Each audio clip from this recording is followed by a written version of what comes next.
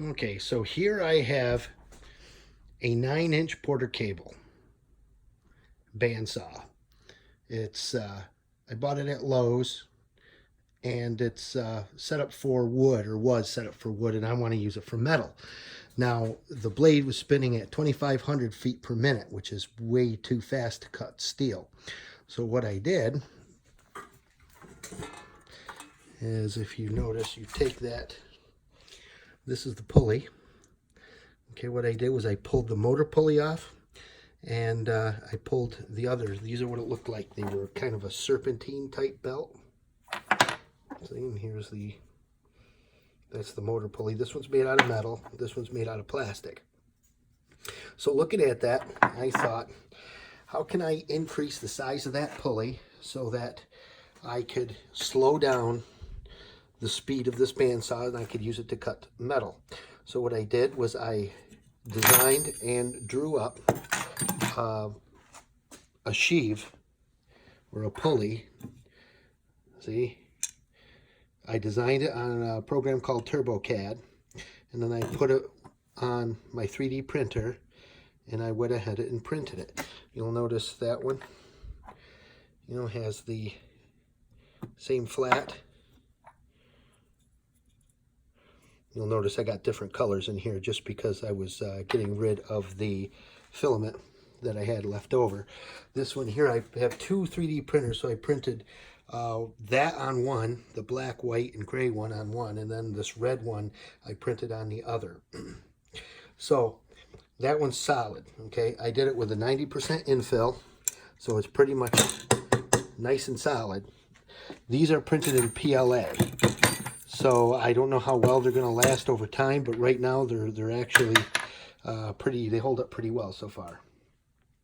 So after I did that, I slowed this speed down to about 500 feet per minute from 2,500 feet per minute, and I was able to cut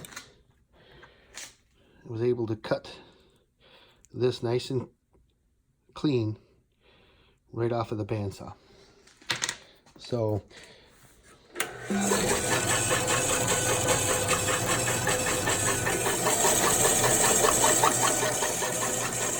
see how slow it cuts now.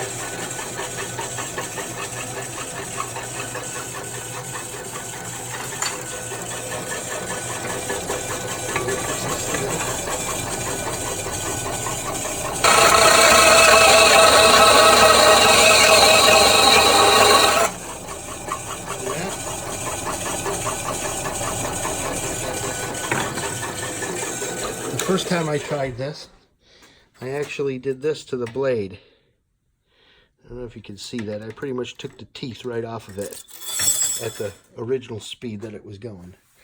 So again, that's what I did to my Porter Cable Benchtop bandsaw. I turned it from a wood cutting saw to a metal cutting saw simply by increasing the size of the sheave, and I printed it using a 3D printer. You'll notice how that one's got the same spacers in there as part of the design. If you look, there's a spacer for that. Okay. I will try to put some of the drawings for this thing on the YouTube, and you guys can download it if you want to. Thank you.